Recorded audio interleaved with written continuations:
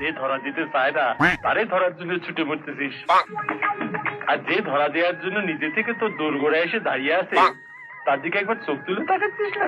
আবার এসেছো কেন? সত্য বলবো না মিথ্যে বলবো? দেখাম দেখলে গপ্পে চলে যাবে।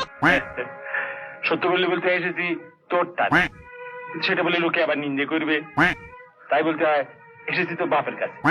শুধু আসলে তো বড় কম হলো না, আছে তোর বাপ? হ্যাঁ যাও। তুই তন্ড চক্ষু বুঝে তোর দেখবো, তাও দিবি না? তুই এত বড় পাষাণ, বুড়ো হচ্ছে এখন হ্যাংলামি গেল না।